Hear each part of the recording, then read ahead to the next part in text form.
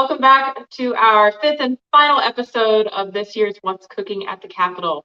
This is our Facebook Live series where Molly and I come to you throughout the legislative session to talk about important food and farm legislation and the issues that you care about, all while sharing a seasonal recipe. Yeah, and on today's episode, we are celebrating. Yeah, the legislative session officially ended on April 8th, and because of the actions of people like you, the General Assembly passed 3 bills, a resolution, and appropriated over $12 million, all for local food and regenerative agriculture. So this year, the Alliance made it super simple to take action, whether you filled out one of our action alerts, email your legislator, you participated in our Food and Farm Day of Action to make phone calls to lawmakers, or you took a deep dive by joining one of our campaign teams. We are grateful, and it worked. Your actions made a difference. And like we say, when farmers and eaters come together to solve problems, we get stuff done. Yes, we do. Okay, so like I said, today we are celebrating, and so we're going to go through each of the policy victories, tell you a little bit more about what they mean for you, and then we've got some great prizes, giveaways, and local goodies for lucky winners throughout the show, including our awesome, this is my favorite, Alliance t-shirts. This one's got a rooster on it with feathers in the shape of Illinois. This one has our kind of native flowers and pollinators here. And then we've also got some autumn berry jam donated by Justin Kelly of Autumn Berry Inspired in Urbana, Illinois. So we've got some great prizes for lucky winners throughout the show. Comfortable and delicious. So we are going to be toasting to your hard work to pass these 3 policies, and with a delightful iced tea concoction made with some of our favorite local products. So we're using Moon Girl Farm Nightcap Tea. They are located in Pleasant Plains, and this tea has notes of chamomile, lavender, lemon balm, and a little rosemary. And we are going to mix in Glacier's End, their new Frisky Sour Shrub. And we're just going to hit it with a little dash of elderberry syrup. So it gave it this really nice, rich flavor or color. And it is actually delicious. I'm super excited to cheers this with you, Molly. Yeah, we put it in wine glasses. We're fancy here. We're fancy. So, yeah, what's cooking at the Capitol without a recipe? So if you want to make this at home, you can find local ingredients around you, and we'll post it. It's really simple. All you really need to do is make a cup of tea. And if you do have shrubs of some sort, you can spice it up with something similar to this, or Glacier's End should be starting to sell things online. So you can find these 2 products on their webpage very soon and get them shipped to your door. Yeah. Awesome. Yes. And yeah. Go ahead. Don't forget you can find all those local products near you by searching online at buyfreshbuylocalillinois.org. All right. So first up this year, as a result of your help to pass the Better School Lunches Act, HB 4813, your schools now have more opportunities to improve the quality of their lunches and incorporate farm-to-school purchasing. So you may remember this bill removes the lowest price bid requirement, which mandated that for certain purchases, such as when contracting with a food service agency, schools had to accept the lowest bid. That meant they could not accept bids based on quality, taste, or any other criteria.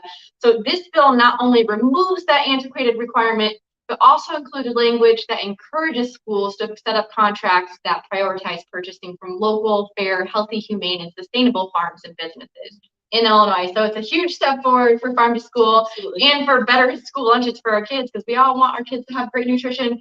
And over 300 people took action for the Better School Lunches Act on our action alert this year. So cheers to you all for action takers out there. You helped make that happen.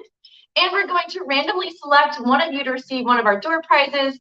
So we're going to turn it over now to our colleague Nathan behind the scenes here to spin our great wheel of names. Nathan, over to you. Okay, here we go. So we're going to switch screens up real quick. So bear with us while we do this switch here. And okay, so you're going to see all sorts of windows, but hold on a second. Let's get to the lunches wheel. All right. Can you guys see the wheel? We cannot. You can't see the wheel. Okay, hold on. This is so much fun. We're going to get this working, I promise. Okay. Let's see here. We trust you, Nathan. Technology is fun sometimes when it wants to work. Let's see. Yeah. Okay, so here's what we're gonna do. I know how to make this work. We're gonna drag this over. Hey, there it is. There. How about that? Okay, when technology doesn't work, you make technology work for you. Okay. Here we go. Are we ready to spin? Let's spin it. Do it. Spin it.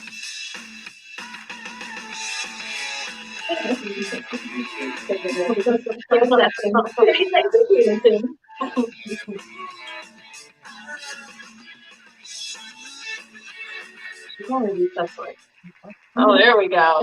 Who we got, Nathan? Marie is our winner. Oh, congratulations to Marie. We were calling over to you, Marie, to send you your door prize. We also want to give a huge thank you to members Tracy Barkley of Silla Gratia Farm, Jeff Cake of Funks Grove Heritage Fruits and Grains, Cindy Jackson of the Farm Fed Co-op, Christine Johnson of Wild Trillium Farm, and Tim Sonder of Edible Evanston. Those were all members of our campaign team that worked diligently to promote the Better School Lunches campaign. And we have to also give a huge shout out to the giant coalition of partners who worked tirelessly on that bill. There's too many to name here. You can check out the running list of partners in the banner script below here. A special shout out to the Illinois Environmental Council and the Illinois Association of School Business Officials, who are really kind of leading the charge behind that bill. So over to you, Liz. Thank you. So Soil Health Week is next on the list. And as a result of your work to pass the Soil Health Week resolution, this year you can expect greater acknowledgement, awareness, and respect for Illinois' most valuable resource, our natural resource, our soil. The Soil Health Day and Week Resolution HJR 63, sponsored by Representative Meyer and Senator Bennett, dedicated the second full week of March as Soil Health Week and the Wednesday of that week as Soil Health Day. So thanks to this resolution, Illinois held its first statewide Soil Health Week celebration this year.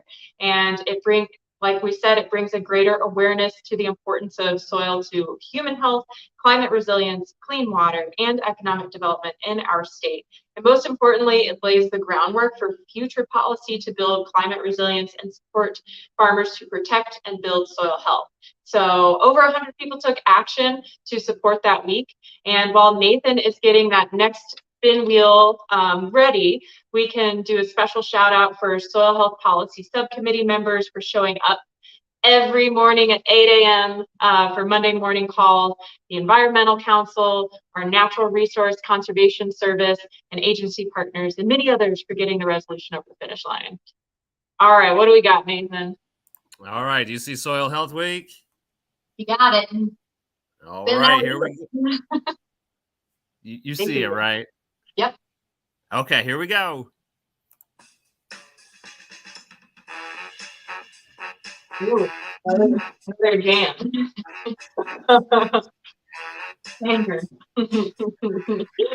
Rachel is our winner. All right. Thank you, Nathan. We also want to shout out members like Gabby Weevil, co-founder of Zumwalt Acres, farmers like Lee Kirby and Frank Rademacher, Dick Lyons, and the founder of Basil's Harvest, Aaron Meyer, for leading presentations and celebrations during Soil Health Week. And we're going to be doing it again next year, so stay tuned. That's going to be happening again, and it was a great hit this year, and we're still looking forward to it next year as well. Okay, so next up we have the Farmers Market Permit Act, and as a result of this act, you can expect improved farmer livelihood and increased access to local meat, eggs, and dairy products at farmers markets, which makes me super happy. So long story short, the regulations governing the sale of meat, eggs, and dairy at farmers markets were complicated and expensive. Every county had their own set of rules. Some counties were requiring really high fees. They were charging farmers the same way they would charge restaurants and retailers. So the Farmers Market Permit Act changes this by standardizing regulations across the county or across counties and capping those fees to make it economical for farmers to be able to sell in multiple counties. So if you're a livestock farmer, you can expect simple, scale-appropriate regulations to support your business. And if you're a farmer's market shopper, you can likely start to expect seeing more farmers selling meat, eggs, and dairy at your farmer's market. Yay. So over 120 people took action to support this bill. And let's spin that wheel. Nathan, while you're getting that up, I'm going to shout out a couple of other folks here. Thank you to our members, Ed Dubrick of Duchick Ranch, Heather Altoff of Altoff Beef, and Pat Jenkins of Jenkins Country Comforts, who worked incredibly hard to help negotiate that bill, and also to the Illinois Farm Bureau and Illinois Farmers Market Association for supporting that work as well. And let's get that wheel going. All right, here we go. Oh, silent wheel. I like it. We can make our own. I kind of like the jam. I know. I kind of miss them. All right. Catherine with a K and a Y. Thank you so much, Catherine, for taking action. Yes. We'll be in touch about those great t-shirts and prizes. Okay, Liz, on to you. Yes, we should cheers. Oh yeah, we should definitely cheers for that. All right, so racial equity bills. This year, Representative Sonia Harper, the chair of the House Ag Committee, introduced a slate of bills to address racial equity in agriculture. The Ag Equity Commission Act, which is HB 5201, recognizes the decline in numbers of Black farmers in Illinois and the difficulties faced by minority communities in the ag industry, and it establishes the Ag Equity Commission to address those issues. The Ag Equity Commission will work with the Illinois Department of Agriculture to study and provide recommendations on programs, policies, and other means to increase equity in agriculture, not only for minority farmers, but also for small farmers, specialty crop farmers, and other diverse types of protection. Cheers to that. Cheers to that, absolutely. And Rep. Harper also introduced the Black Farmer Restoration Act, HB 3501, to tackle disparities in land access for Black farmers, and the Local Food and Farms Act, HB 3089, to address issues of market access for minority and disadvantaged farmers. So these two bills ultimately did not pass out of the General Assembly, but they did spark a conversation across the state. This summer, the Alliance and Rep. Harper will conduct outreach to stakeholders and listening sessions in an effort to work on these issues with more stakeholders and reintroduce legislation in 2023 with a broad coalition of support. So thank you to everyone who already took action on those bills. We put those two action alerts out this spring, and nearly 150 people took action. So we do have some more names to take a look at. So Nathan, if you want to pull up that next wheel, let's cheers to those other wins. Boop. All right. We'll see if this has jams. All right, here we go. Let's see what jam we get. Oh, no jam. What's going on? What's going on?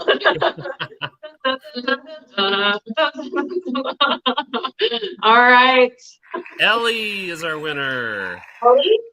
Ellie. Whoa. Ellie, thank you so much. All right. And finally, this year you helped ensure that our state continues to make progress towards clean water and climate resilience. This year, the budget for soil water conservation districts was on the chopping block. The governor proposed a budget that almost slashed their budget in half. So this year, the soil water conservation districts, if you did not know, are the first people farmers turn to when they need help with conservation. They provide resources, support, and technical assistance. And this year, you not only helped protect their budget, but you helped win an additional $500,000 for a total of $12 million to ensure that those districts can continue to provide valuable services. And finally, the budget included level funding for fall covers for spring savings program, which allows that program to continue rewarding farmers for planting cover crops. And you helped save a really big, crucial conservation program, conservation fund that kind of umbrellas over all of these other pieces of funding, the Partners for Conservation Fund. So you did some really awesome things for conservation this year. So cheers to all of you. Cheers, Molly.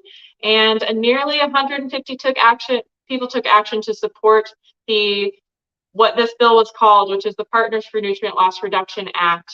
So thank you to everybody who took action, and we can pull a name now, Nathan, to see who is our winner from that action group. All right. I might have to sing another song, or Nathan, you get to sing this time. Oh man. Dun, dun, dun, dun, dun, dun, dun. I don't know how you do. Right? It has to be different.